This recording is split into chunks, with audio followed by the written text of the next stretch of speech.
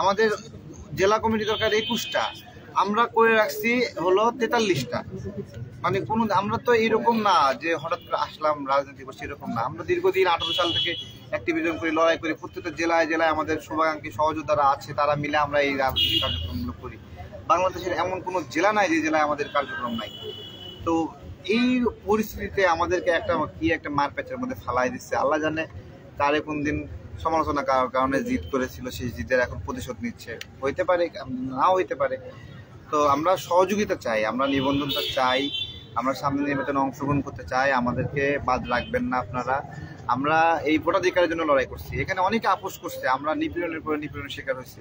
মারতে মারতে মাটিতে শোয়াই ফেলছে আমাদেরকে, ইলেকট্রিক শক দিতে দিতে বেদিশা হয়ে গেছে আমরা। এবং সে 18 সালে যখন মানুষ কথা বলতে পারতো না, এই কোটা সংস্কার আন্দোলনের উদ্যোগ কে নিয়েছে? আমি নিয়েছি উদ্যোগ। আমাদের আজকে যে জায়গায় বলছে এরকম না, আমাদের সারা দেশে অসংখ্য মানুষ এখানে বিকেল থেকে না হলেও 1,5-2 হাজার মানুষ আমাদের সাথে দেখা করতে আসছে। কেন আসছে? তারা আমাদের ভালোবাসে, আমাদের সমর্থন করে। এখন ইলেকশন কমিশন আমাদেরকে চিনতেছে না, সাধারণ মানুষ সবাই চিনতেছে। যে ইলেকশন কমিশনের চেনার কথা আমাদের সামনে গেলে চেনে না। কে কে তুমি এরকম করে, মানে তারা মনে হয় দেখতেছে না আমাকে। তারেক চিনতেছেন না? না আমি তো তারেককে চিনি না। চিনতেছেন না? না তোমাকে কোথায় যেন দেখছিলাম, ইউটিউবে দেখছি না ভিডিওতে দেখছি, মনে পড়তেছে না। আমি বলছি হাই রে, খাইছে। আমরা কাকে সুপারিশ করছি নির্বাচন কমিশনের জন্য? যে আমাদেরকে চিনতেছে না, মিনিমাম যে আমাকে চিনে না, সে তো তাহলে এই গণঅভ্যুত্থানের পক্ষে সত্যিই না। কারণ ওইটুকু কষ্টটা আমরা দেশের জন্য করছি যে মানুষ আমাদেরকে চেনে। ভাই একটা রিক্সাওয়ালা মানুষ যে কোনোদিন টাচ মোবাইল জানে না, সেও কোনো না কোনো এক ফাঁকে টাচ মোবাইলে দেখে আমাদেরকে চিনে। তারা আমাদের চিনে না। আন্দোলন করছে, বৈষম্য এই একটা অবস্থায় আছি। সবার দোয়া চাই, ভালোবাসা চাই। কেউ রাগ করলে আমাদের উপর জিদ রাখেন না, ঠিক আছে? রাজনীতিতে প্রতিযোগিতা করতে গিয়ে অনেকে সমালোচনা করছি, কিন্তু নিবন্ধনটা আমাদের জরুরি। সবার সহযোগিতা চাই। করতে গিয়ে এখন আর সম্ভব না। আমরা নির্বাচনে অংশগ্রহণের অধিকার চাই। আমি একটু প্রশ্ন করি, এই যে আপনি 5 তারিখের পরে, বিশেষ করে জুলাই আন্দোলনের পরে আমরা নতুন নতুন যেসব দল দেখেছি তারা অনেকাংশেই নিবন্ধন পেয়েছে। আপনার কোন জায়গায় ঘাটতি ছিল যে কারণে আপনি নিবন্ধন পাননি, কি মনে হচ্ছে? আমাদের প্রথমে যখন তদন্ত করার সময় তারা একটা চিঠি দেয়। এই চিঠি মানে 80% জায়গায় দেয়নি, তারাই দেয়নি। আমরা তখন এসে বললাম কি ব্যাপার, তদন্ত চলতেছে, চিঠি দেয়নি, যাবে এরকম করতে করতে প্রথম পর্যায়ে তদন্ত শেষ, যাইলই না কেউ। তারপরে অভিযোগ দেওয়ার পরে আমরা আবার যেটা করি, যে যায় ছবি তুলে রাখি, ভিডিও করে রাখি। ফলে ফাঁকি ঝুঁকি দেওয়ার সুযোগ নাই, যে যায় বলবে যায় নাই, বা না যায় বলবে গেছে।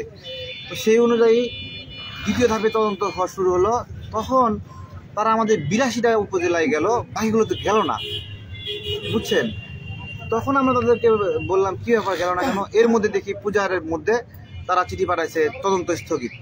আমরা সারা দেশে আমাদের সহযোগীদের এক জায়গায় করলাম, প্রস্তুত করে রাখলাম নিবন্ধনের জন্য। মানে বিভিন্ন ইউনিয়ন থেকে একসাথে লোকজন আসতে হয়, আইসা তারা বসে থাকে, তারা যায় না। এরকম একটা পেরেশানিতে আমার ফেলে দিচ্ছে। পরে বলতেছে কি সচিবরা তদন্ত করবে। সচিব তদন্ত করবে, সচিবরা যায়ও না, লিস্ট দেয় না। দেখি যে আগের তদন্ত নাকি আবার চলতে হচ্ছে। এর মধ্যে সচিবের তদন্ত শুরু করলো। তারা গেল 66টা উপজেলায় গেল এবং 20টা জেলায় গেল। আমরা দিচ্ছি 43টা জেলায়, 20টা জেলায় গেল। আর বাকিগুলোতে গেলই না, তারা তদন্ত করে চলে আসছে। এখন তুমি যে গেলাই না, আমি তোমার কোন জায়গায় দড়ি বাঁধবো? এখন বলতেছে আপনারা আবার আবেদন করেন, আবার তদন্ত হবে, এগুলো বলতেছে। আমরা আমরা জমি বন্ধক রাখা, গহনা বন্ধক রাখা, টাকা পয়সা, এগুলো অনেক টাকা। একবার তদন্তে মিনিমাম 5 লাখ টাকা, 4.5 লাখ টাকা, 5 লাখ টাকা ব্যয় হয়। কিন্তু কই পাবো আমরা? এই আমাদের সহযোদ্ধারা, শুভাকাঙ্ক্ষীরা অল্প অল্প করে দেয়, আমরা সেভাবে দলের কার্যক্রমগুলো করি। এটা একটা বুর্জোয়া দল না যে অনেকগুলো টাকা নিয়েছে, ঢাইলা দিয়েছে, জায়গায় জায়গায় রং বেরঙের অফিস নেওয়া হয়েছে। আমাদের অফিসগুলো টিনের, তারা মন খারাপ করে, বলে যে টিনের অফিস কেন? ভাই এটা ছোট দল, টিনের অফিস নিয়েছি, আপনাদের পছন্দ হচ্ছে না। তারপরে আমরা চেয়ার না কিনে টুল কিনছি, 600 টাকাতে একটা টুল, 4টে টুল হলে 4-5-20 জন বসতে পারে। টুল কেন? আপনারা দ্বারা চেয়ারও নাই। এই অজুহাত আমরা কিভাবে খণ্ডাবো বলেন? এগুলো নিয়ে আমরা খুব একটা বিপদের মধ্যে আছি। মিষ্টি খাইতে চাই, মিষ্টি নিয়ে আসেন, 200 জন লোক নিয়ে আসেন। একটা উপজেলা পর্যায়ে কোন দলে 200 জন নেতাকর্মী আছে বলেন? বা ডাকলেই সঙ্গে সঙ্গে আসবে? এই একটা ধরনের ঘটনার মধ্যে আমরা পড়ে গেছি। কিছুক্ষণ আগে যেমনটি বলছিলেন যে আপনি তো প্রায়শই দেখি যে আপনি যে কাউকে নিয়ে আসলে যে ধরনের অন্যায় অপরাধ দুর্নীতি নিয়ে আসলে আপনি কথা বলেন। আপনি এমনটি বলছিলেন যে এটা বলাই হয়তো বা আপনার কাল হচ্ছে, তাহলে নির্বাচন ভবনের সামনে দাঁড়িয়ে আছে, নির্বাচন নিয়ে এমন কি মন্তব্য করেছিলেন যে কারণে অনীহা প্রকাশ করছে তারা, বা এমন কোনো ইয়ে আছে? এখন আমরা তো 2018 সালে নির্বাচনে একটা ছোট সংগঠন হলেও আমাদের একটা প্রতিরোধের জায়গা ছিল, 2024 সালেও ছিল, এবং এরাই তো দায়িত্ব ছিল, তাই না? আমাদের প্রতি কি শত্রুতা আমি জানি না, এবং অনেক জায়গায় দেখছি এরকম, আমাদেরকে এরকম করে বলছে। এটা এক জায়গায় থেকে ফোন দিছে একটা কমিশনার, কয় কে বলছেন আমজাম কাঁঠাল? আমি কই কি রে, এটা কি ধরনের বেদবি? আমিও তো একটা দলের সেক্রেটারি, আমারে বলে আমজাম কাঁঠাল, এটা তো একটা, মানে এটা কে বলেছে আমজাম কাঁঠাল? হ্যাঁ, একটা কমিশনার এইভাবে বলছে, নির্বাচন মানে জেলা কমিশনার একজন। ও জেলা, ঠিক আছে। আমি বলছি কি হয়ে বলছেন? না ভাই, মজা করলাম তো, আমরা উত্তরবঙ্গের মানুষ, একটু দুষ্টামি তো করতেই পারি। আমি বলছি এটা ঠিক আছে, করতে পারেন, কিন্তু আমার কাছে খুব খারাপ লাগলো, আমরা একটা রাজনীতি করি, দেশের জন্য কাজ করি, এভাবে বলতে পারেন আপনারা? তারপরে আরেক জায়গা থেকে বলছে যে মানে তদন্ত শেষে সবকিছু ঠিক আছে, বলে যে এত ছোট একটা অফিস, আপনারা মাত্র অল্প কিছু মানুষ, অন্য দলে যোগ দিলেই পারেন, বলেন তাকে দায়িত্ব দেওয়া হয়েছে তদন্তের জন্য, সে বলে অন্য দলে এসে আমার অন্য দলে পাঠায় দেয়। তো এইরকম অনেক ধরনের অসঙ্গতি আছে। নরসিংদী থেকে আমাদের একটা চিঠি আসছে যে আপনাদের অফিস খুঁজে আমরা পাইনি, সে 25 তারিখে আমরা চিঠি পাঠাইছে, এখন 25 তারিখে সে চিঠিটা পাঠাইছে এবং সেখানে মেয়াদ দেওয়া 28 তারিখে লাস্ট ডেট, এর মধ্যে তদন্ত ফেস করতে হবে। 28 তারিখ লাস্ট ডেট, সে 25 তারিখে রিপোর্ট পাঠাই দিচ্ছে যে আমাদের অফিসে কার্যক্রম নাই। তাহলে ভাই এগুলোকে আমরা এগুলো তুলে ধরছি, তুলে ধরে কোনো যা আছে তাই, এই একটা অবস্থা। আমরা সবচেয়ে কষ্টের জায়গা, তারা জাতীয় লীগকে নিবন্ধনের তালিকা রাখছিল, আমাদের সমালোচনার কারণে পরে তারা বাদ দিচ্ছে। কিন্তু আমার প্রশ্ন, এই যে নিবন্ধনের তালিকায় জাতীয় লীগকে রাখলেন আপনি, কোন কোন কমিশনার সুপারিশ করছে, কোন কোন সচিব সুপারিশ করছে?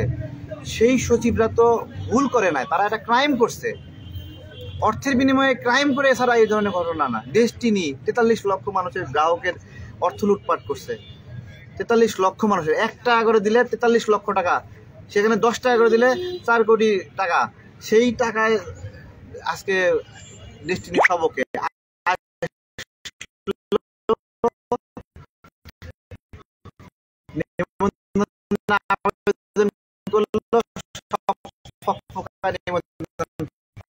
গেল।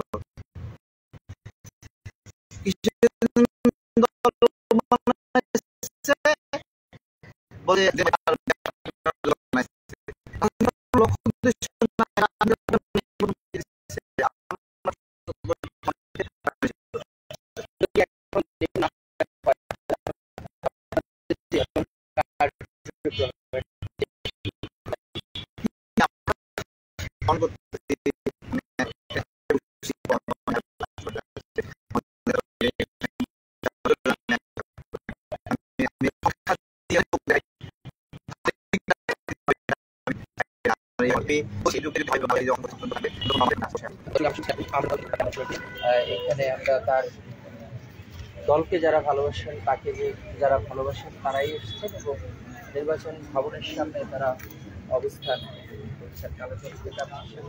জি দর্শক, আপনারা দেখছেন আমরা এখন আছি আগারগাঁও নির্বাচন অফিসের সামনে। আপনারা আজ সারাদিনে লক্ষ্য করেছেন যে আমজনতার তারেক ভাই, উনি আমজনতা দলকে নির্বাচন কমিশনে নিবন্ধন করার জন্য উনি এই জায়গায় অনশন করে যাচ্ছেন। তো আমরা সারাদিন এই জায়গায় লক্ষ্য করেছি আমজনতা তারেক ভাই উনি এই জায়গায় একাই ছিলেন, পরবর্তীতে আরও অনেকেই এখানে যুক্ত হয়েছেন, আপনারা দেখছেন এই জায়গা থেকে। এখানে তারেক ভাই যেটা বলছেন যে এখানে অনেকেই ওনার সাথে আসছেন, ওনার দলের নেতাকর্মীরা আসছেন, কিন্তু উনি বলছেন যে আপনারা চলে যান, আমি একাই এখানে বসে থাকব। তো আমরা তারেক ভাইয়ের কাছ থেকে এতক্ষণ শুনলাম, তিনি তার বক্তব্য পেশ করলেন। তারেক ভাই তিনি তার কথা তিনি চালিয়ে যাচ্ছেন এবং তিনি বলতেছেন যে যতক্ষণ পর্যন্ত আমার দাবি দেওয়া না মেনে নেওয়া হবে এখান থেকে তিনি সরবেন না। হ্যাঁ, তো আমি তারেক ভাইয়ের পাশাপাশি এখানে তারেক ভাইয়ের আরও যারা কর্মী আছেন তাদেরকে জিজ্ঞাসা করব জি ভাই, আপনি আমজনতার এই দলের আমরা কোনো আপাতত এখন কথা বলবো না, যা দলের তারেক ভাই বলবে আচ্ছা আচ্ছা আমরা কথা বলবো কাল। কালকে থেকে, হ্যাঁ আচ্ছা আচ্ছা, আপনার তো এই সংগঠনই তাই তো? হ্যাঁ হ্যাঁ আচ্ছা জি ধন্যবাদ। ঠিক আছে, একজন ভাই বললেন যে ওনাদের তিনি সেক্রেটারি তারেক ভাই, উনি শুধুমাত্র কথা বলবেন। তবে আগামীকাল থেকে ওনারা সবাই সম্ভবত আগামীকাল থেকে ব্যাপক এই জায়গায় একটা তাদের সমাগমের প্রস্তুতি হয়তো আছে। তো আমরা দেখছি তারেক ভাই উনি আছেন, আজকে সারাদিনই এই জায়গায় আছেন।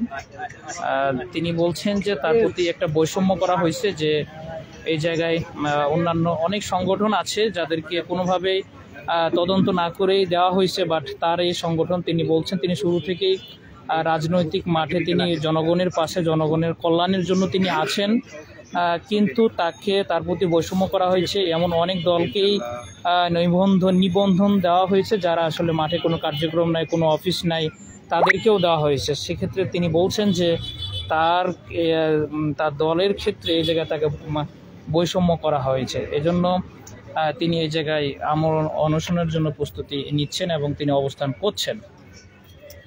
তো আমরা এখন পর্যন্ত আছি আগারগাঁও নির্বাচন অফিসের সামনে থেকেই। দর্শক, আবারও যুক্ত হব। ধন্যবাদ।